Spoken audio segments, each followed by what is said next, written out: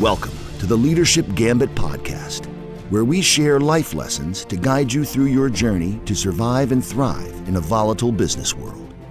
And now, your host, Dane Smith, with leadership and management expert, Chris Miller. So, Chris, I was talking to somebody recently and telling them about the podcast and sort of what we're covering. Okay. And they actually brought up a really good topic that I thought we'd talk about. And their topic was they wanted to know the difference between a boss, a manager, and a leader. So I went ahead and started doing some research on it. But the problem I'm finding is it's really quite confusing. And here's what I mean. You can be a leader and a manager. You can be a manager and a boss. Or you can just be one of the three. My question for you then, Chris, is how would you summarize leader, boss, manager? The terms, so like manager and leader, they get conflated and they don't always mean the same thing to everyone, right? I've heard boss used typically in a derogatory sense, but I've also heard the odd person who uses it as a sign of respect. So there is a little bit of a spectrum to this.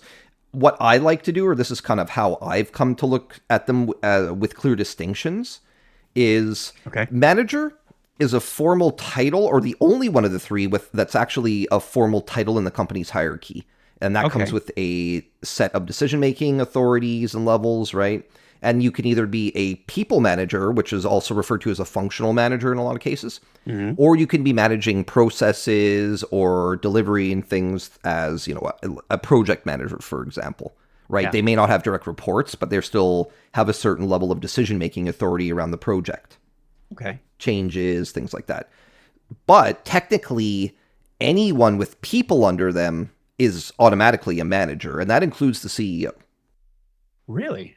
That makes it makes sense. Yeah, no, you really don't usually hear about CEOs being managers because they're typically seen as leaders. But I guess if that's what qualifies them as having people or direct reports, then yeah, they're managers. Yeah. I would actually argue, because I work with plenty of senior executives, right?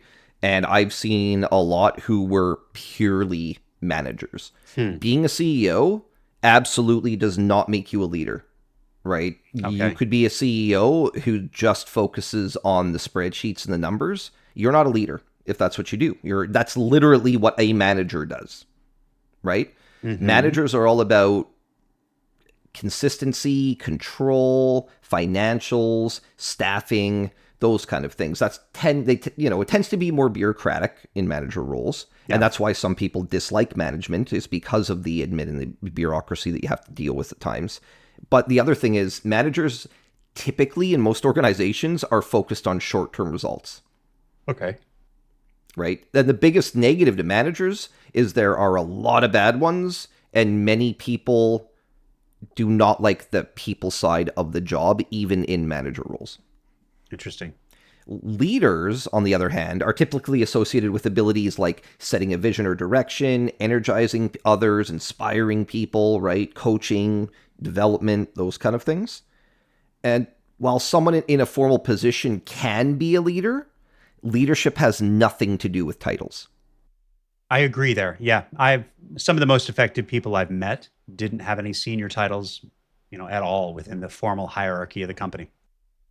Yeah, absolutely. Actually, there was a woman I worked with years ago on one of the big programs, the capital programs, and she was a financial controller.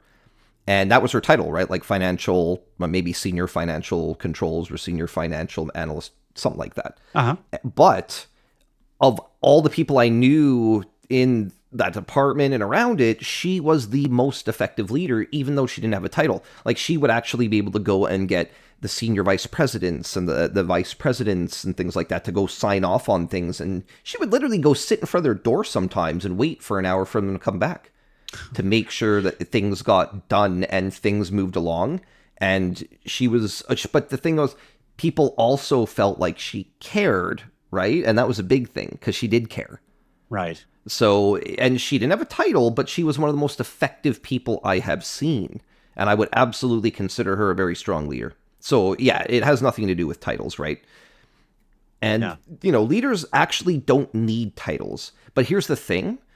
A leader with a title has the ability to have an even larger positive impact, right? Leaders are usually long-term or big picture thinkers, which is how they develop visions and directions. And leaders actually like the people side of the job. That's a big differentiator. Yeah, I agree there. In fact, in my experience, leaders think in terms of we as opposed to just me or I. Yes, they do. That's what I strive to do and be, right? But there is a negative to leadership as well that should be addressed. And I find that, people who are really strong leaders and good visionaries and things like that, typically they're not as good at the executional pragmatism on actually making that idea into something concrete and what that's going to require financially, materials, all that kind of stuff, like with getting down into the detail. Yeah. Right? True leaders also, this isn't a knock on them, but they're very rare. There's very few true leaders out there, and I can count the number of true leaders that I've met, and there may have been Really? some in the companies I work for I just never met, but the ones I have personally met, they actually were real leaders on one hand in the last 15 plus years. Interesting. Right? Now, bosses. Bosses are the old traditional paramilitary command and control style of management, which means ordering people around, blaming everybody else for failures, being micromanagers a lot of the time, using their position to get things done, right? Yeah. We said leaders use influence to get things done. Yeah, not not in this case. Bosses don't. They literally use their position to get other people to do things, right? And they're always focused on assigning tasks and really controlling others. Yeah, that makes sense. Bosses think in terms of I. Yes, 100%. Yeah. You really don't see too many positive things written about boss style management anymore. I know it was a predominant style during the silent generation, the boomers, and a lot of Gen X, because that's the environment they grew up in. And it's still a really high percentage of managers. Like millennials and Gen Z you can see it more now, and I'm sure you've seen some of the articles on this on LinkedIn and things like that, or the business stuff you follow, that millennials and Gen Z are rejecting that boss style of management more and more. Yeah. And that's part of the reason I think the recent study said nearly 70% of people were dissatisfied with their current manager, and they felt that they got no development or support from them. Wow. Well, if that's not a wake-up call for managers out there, I don't know what is. Right? You would hope. But the percentage of people who have true self-awareness that are in management typically is a small number. And the number of people who keep up to date on market trends is an even smaller number. And the number of people who will then take action to make behavioral changes is an even smaller number. Yeah, I believe it. So when you were describing those three, I actually pictured this, hear me out, this path. And at the end of the path is a crossroads. On the right-hand side, so on the right-hand side is being a boss, and on the left-hand side is being a leader. So then you, as that person, have to make a conscious decision which way you want to go. Okay. I like the crossroads. I like that. And I do think you have a conscious decision, but I think it's a little bit more complicated than, you hit the path and then you have the choice. And I'll let me explain what I mean by that. So before we get into the detail, I actually want to build off your analogy for a second to hopefully illustrate better the difference between a boss and a leader. Okay? So let's take the path that you mentioned that you were on, that led to the crossroads. Let's imagine that instead of a crossroads right now, it's a hill. Okay? And you and some of your friends are driving a van down that path, and your truck breaks down at the bottom of the hill, but you still need to get to the top. The leader is going to be the one, you go to the back of the van, there's a rope back there, maybe some gloves, a ski mask. No, I'm just kidding. Gosh. No. There's some rope back there. And so the leader will be the one at the front of the rope being pulled, directing and encouraging and motivating everybody else. We can do this, guys. We're almost there. Let's get to the top. Yeah. Right? Once you get to the top, what's the leader going to say? Great job, everyone. Way to work together. We did it. Okay. The boss, on the other hand, you're going to get to that hill, broken down, grab the rope. The boss is going to be the one that sits in the truck, honking and yelling at everybody to pull faster and harder. And when you get to the top, the boss is going to get out of the truck, look down the hill and say, hey, everyone, look what I did. Does that help illustrate the difference? Yeah, it does. It actually paints a very good picture for me. You said that you felt that the relationship between manager and boss and leader is more complex than the choice you make, or Right. the choice I was insinuating that you make. So what do you mean by that? Okay, so I do agree that becoming a manager does present you with that choice, right? I don't think most people even realize there's a choice to be made at that point. And B, nobody is there guiding them to help them realize that they have that choice. Okay. So what I think happens is people default to what they have observed from their boss or their bosses or managers or, senior management. Like, they're going to model what they see working for other people. And if that's being a boss, that's what they're going to replicate. Okay. Yeah. So boss is basically most people's default path, is what you're saying. It is, but I think it's a combination of things that make it so, right? I do think it's changing a bit more now. Okay. But let's look back to like how we're raised, okay? Back when we were kids, there was very much a you don't ask why type of thing, right? And if you did, you usually heard because I said so. Exactly. Yeah. Right? Yeah. And that was parents, that was teachers, that was coaches. Many people, like most of us, were conditioned under that approach of telling people what to do and don't question it. So then we get into the workforce and we see bosses acting the same way that we have seen, as we've been growing up. So that's what I think a high percentage of managers model. Okay. Yeah. So you have basically a bunch of environmental factors and observational learning pushing you, let's say, in that direction by default. It makes sense. Exactly. That's what you know. That's what you do. Now, I do think we are seeing a shift with millennials and Gen Z. They want managers who are leaders, not bosses, with a big caveat that it's still very dependent on where you are in the world, right? Because many non-Western cultures are still using command and control predominantly, and that is just the cultural norm. It's not a criticism. It's just how they operate. But I actually do think you're going to see a shift of expectations in those countries as well, especially as the middle class grows, wages and wealth grow, is distributed more, and the younger generations have very different views in those countries as well. And you're starting to see some of that in places like China. Either way, though, being surrounded by boss-like behavior from managers, it just continues to propagate more boss behavior in those moving up. It's interesting because when we first started talking about this, you had mentioned that you haven't seen a whole lot of leaders. So I'm going to guess then that most people who move into management don't make that transition into leader. No, they don't. Okay. The majority of my experience has been managers providing very little coaching and really making everything about the day-to-day tasks, or some that just barely communicated with me at all, unless there was, something blowing up or they needed something. Outside of that, I didn't really hear from them. Yeah. There was one boss I had, and some of the people who worked for them previously, so after I left, I used to get phone calls from people saying, how the hell did you work for that person for so long? Oh, is that bad? Let's put it this way, okay? This person, so my very first day on a new job I had just accepted, this person basically put me in a position that I was going to look bad in front of them. And there was times where there was some occasional yelling and swearing my way, and it wasn't always like that, though, to be clear. And I did still learn a lot of what to do, but also a lot of what not to do through my experience with this person, right? It also forced me to get really skilled at politics as well as grow a thick skin, both of which are a benefit. Yeah. If it was that bad, I wouldn't have stayed as long. And this is the thing too, it also really forced me to figure out how to manage up and how to influence, and that has been absolutely invaluable to my advancement. I imagine.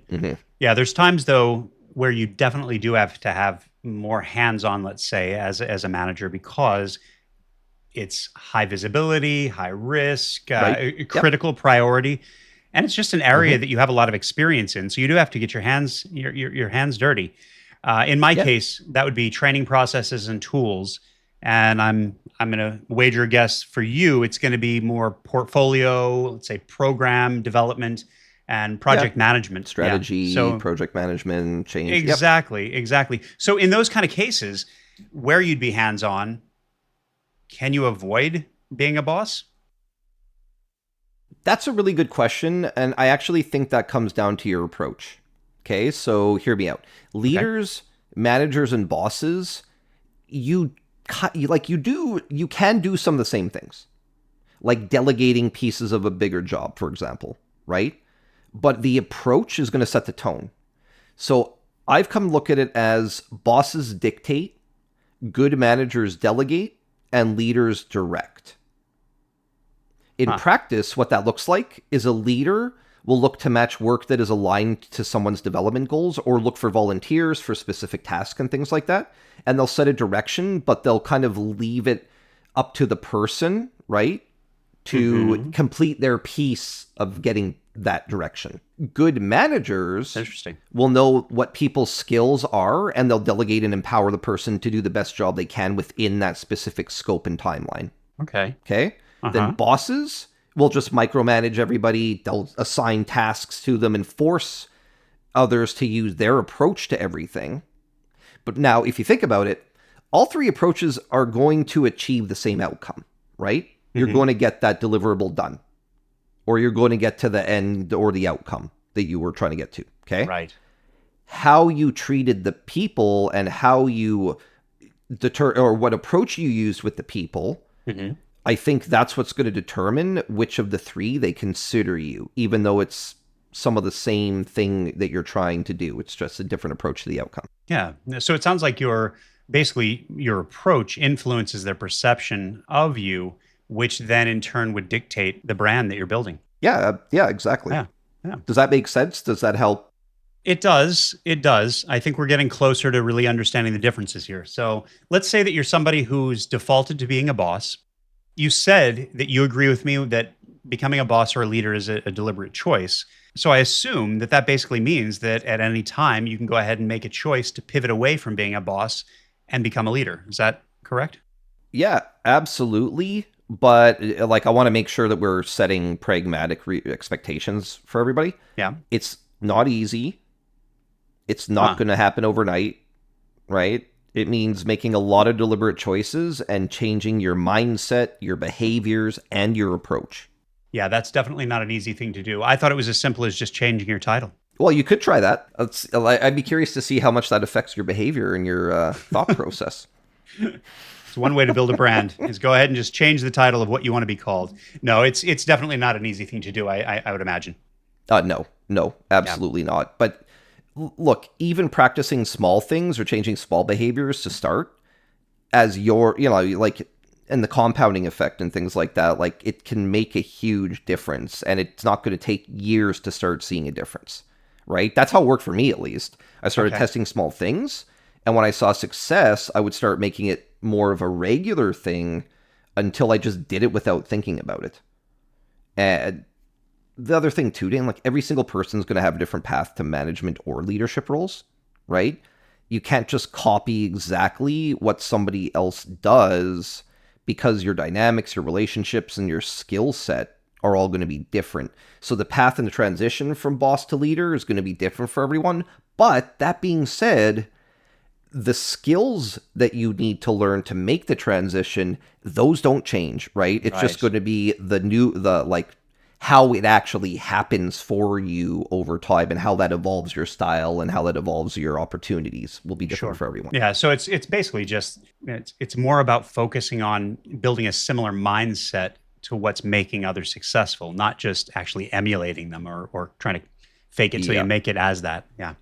That's exactly it. And actually, I was talking to someone who's a university right now. I think they're third year. So yeah, he'd be later Gen Z. So he was saying that a big discussion that him and his peers have, and that, socials and all that with those circles, is emulation versus authenticity. And a lot of people tell them, find someone successful and emulate them. You can't just say, oh, look what Steve Jobs did, and then go be Steve Jobs. Like, you have to be authentic to who you are if you want people to follow you, and you have to be passionate about the thing. That makes sense. So I wanted to talk a little bit more about leadership before we move on. and talk about what you had mentioned a little bit earlier. And we joked about that I couldn't just change my title. So you were mentioning that leadership isn't just dictated by that title. And in the same vein, Yep. being a CEO doesn't automatically make you a leader. So Sure doesn't. so then leadership really is a bit unique to bosses and to managers, since it's the only one that anyone can really do regardless of their actual title. Essentially. I mean, you can try and boss people around with no title or position, but it might work for the odd person, but I don't see very many people going very far with that approach, personally. Leadership's really more of a mindset or specific behaviors, right? Leaders are focused on achieving a vision or an outcome, and it's about using influence to get other people to buy in to help achieve that outcome. And I actually don't think a lot of real leaders set out to be leaders. They set out because it's, I want to help get here with this team or whatever, right? They're always focused on that piece of it. They're not focused on, I am going to be a leader, if you know what I mean. Mm-hmm. Yeah, I do. Right? And being a leader is something others need to decide, not you. And what I mean by that is other people have to decide that they want to be led by you, and they have to consider you the leader. You don't just go in and say, I now lead you. Right? Yeah. But look, if you're focusing on the collective good, thinking big picture, building trust, trying to help others and elevate and coach, those leadership qualities, you don't need a title. And I guarantee you, people will come to see you as a leader if you're doing all of those things just because you're also showing that you care. Yeah, I agree. You don't need a title to care about people. And I'm going to steal one of the phrases that I learned from you. People don't care how much you know until they know how much you care. It's a good one. Yes, my friend, I like that. Yes, I still use that all the time. Actually, we're going to be deep diving on leadership skills and practices in future episodes. Good. So everybody make sure you stay on the lookout for those, because we're going to actually get into the nuts and bolts of what leadership looks like and is in practice. Good. So is there a successful model you've seen that works when it comes to becoming a leader, a manager, or even a boss? Absolutely. I think, and especially, remember we mentioned the millennials and Gen Z, their shift in what they look for in manager now, right? They want somebody who's more empathetic and more of a leader than a boss. Mm-hmm. So I think going forward, the successful managers are going to be a hybrid of a leader and a manager, but they're going to take a lead the people, manage the work approach. Okay. Basically, it means coaching and developing others, and setting a direction for what you're trying to achieve, while also being able to lead and support development of the executional management tools and processes. So it's basically the best of both worlds. And that was what I would try to do, right? I would come up with the vision, and then I would actually put together a high-level kind of draft blueprint on how we're going to achieve the vision. And then I would hand that over to the Center of Excellence and to the leadership team to put their input into, and then refine that into something that we could actually use, right? Mm-hmm.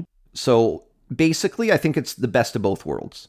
You have high social skills and the ability to inspire, energize, and motivate people with empathy from the leadership side, but then you also have social, solid skills in the at least high level, right? It's not about micromanaging people, but at least you have a high level, solid understanding of the financial management, schedule, risk, those kind of things. I have to say, it's a lot to learn, and it is. Many times it can be pretty overwhelming, but I think it's important to note that you typically practice multiple skills at a time. It's not just one after another. You can actually do them, at the same time. For me, I'm also starting to notice a compounding effect to some of these things that I've been practicing for a while. So they're all starting to come together. Yep. I assume that things are getting easier. Some things are getting easier with all the practice. Absolutely. Yeah, they really are. Still have a long way to go, but they're getting a little bit easier. Look, bud, you and me both, right? And honestly, it's a never-ending quest to be your best self. So there really is no destination. It's just trying to do a little bit better each day, right? Right. And I need to be clear, though. Because it is overwhelming. It can be overwhelming for sure. Mm-hmm. Yes, you do practice multiple skills at the same time, but it doesn't mean that you're a subject matter expert in every area, because that's impossible, right? You want to be proficient in a lot. A few you want to be an expert in, and then knowledgeable in a lot of things. Yeah, I can see that. So it's more like being let's say, a generalist with a combination of social and hard skills. Yeah, absolutely. Yeah. And that actually makes you more adaptable and valuable to companies. And most leadership and management skills are transferable skills across industries and functions, right? But I do need to be clear there's a trade-off, right? To your comment about being a generalist. Yeah.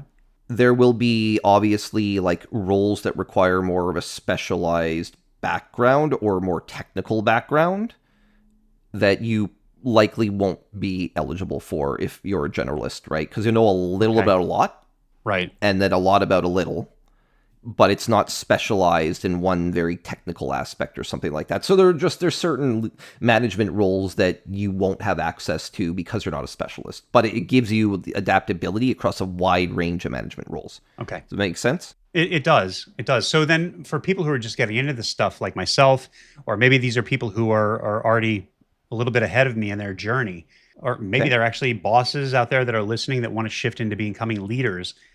Is there a piece of advice that you could give that I could take away and use immediately on where to start? Yes, definitely. And I know we've probably talked about this in other areas, but it literally all starts with mindset. Coming Right? back to mindset. Self-reflection. Yes, absolutely. Self-reflection is one of the best skills you can start to build that is foundational to pretty much everything else and habit building. Right. So that is where I would start, is self-reflection, Okay. right? And leadership skills, by the way, they could benefit everyone. Even people who don't want to lead, it's still worth practicing self-reflection just for yourself. Sure. It's easy to say, though, that somebody's going to practice self reflection, but how do you suggest that you actually start practicing that self reflection? Let's dig into it. So, fair question. It's actually really easy. If you can just find 15 minutes at some point in your day, that can be after dinner, during dinner, like depending on your, whether you're married, have kids, that kind of thing. Even if it's 15 minutes before bed. And just reflect on your day. Ask yourself what went well, what didn't. How did your engagement with other people go? Do you wish something had gone differently? What would you do differently next time if that was the case? Did anything trigger you? What was it that triggered you? What could you do to mitigate it next time? If you're asking yourself questions like these, then figuring out and experimenting with different approaches and reactions, you're going to build up a lot more self-awareness and hopefully self-regulation over time. And that's actually going to enable you to build a stronger brand for yourself, regardless of your position. It's a hard thing to do, though. Self-reflection, I could see where asking yourself some of those questions, there's a lot of folks Can be out there. uncomfortable. Not only uncomfortable, but you become so used to just ignoring it on purpose that I can see where it's a major shift. Definitely a major shift. So I do have one last question before we do wrap up today, because we're getting pretty close to time. I've seen some recent reports in my reading showing that 65% of people don't feel supported, or they're just not receiving the development from their managers. And 50% of millennials or younger don't want to be in leadership or management at all. Not anymore. So what would you say to me if I was one of those people who might have the potential but no longer has that desire? I would say please reconsider. I think you're going to be needed now more than ever. I think we all know and feel that there are major challenges looming that we are going to have to face collectively. And we're going to need strong leadership and management to get us through those things. And look, there's a lot of frustration out there. I get it. I'm frustrated. I don't like the system any more than anyone else. It feels very skewed to just extract wealth from the very top layer while everybody else gets the crumbs. And in some cases, it very much is that, with all these mass layoffs and everything. But this is the other thing. We can't, what are our options? Let everything collapse, or we actually, this is our chance as the millennials and the Gen Z and everything are going to take over. It's going to happen no matter what. It's going to happen. It's just a matter of time. Everybody's time comes. So if we don't like the system we're in, now is the time for us to learn different ways of doing things so that when our time comes, we're already ready, right? And we can start spreading that so that it actually becomes normalized as we take over, that we don't want the things to keep going the way they were. They're going to change, right? And every generation's time is going to come.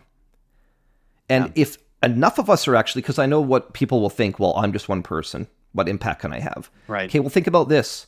If there are 25 or 30 of us doing more of the leadership side of things, right? If we're evolving the leaders, and let's say all of us have 10 people under us, that's now 300 people impacted. And when they see that behavior, some of them move into management. Now they've got 5 or 10 people under them. Like, it does start to have a ripple effect, and we can actually have significant change if enough of us step up and do this, right? And this will benefit everyone if we do it, ourselves and the people around us. And remember, it's the people that you're going to remember. It's the people that are going to make the job worthwhile or not, right? Processes, tools, you can kind of deal with them even if they're a pain. If the people that you're working with, you really enjoy working with them and you like the culture, it helps you. And that's the stuff you're going to remember when you're old, right? It's not the titles. It's not the 9-to-5 grind. It's going to be the people that you impacted that impacted you. Yeah, I think that's a really accurate statement that you just made there. Because if I think back, I couldn't tell you the titles of the majority of the managers I've had that were motivating, inspiring, and really kind of lifted me up to that next level. But I certainly remember who they were, and that's important. Good stuff, Chris. Really good stuff today. I appreciate you going through this.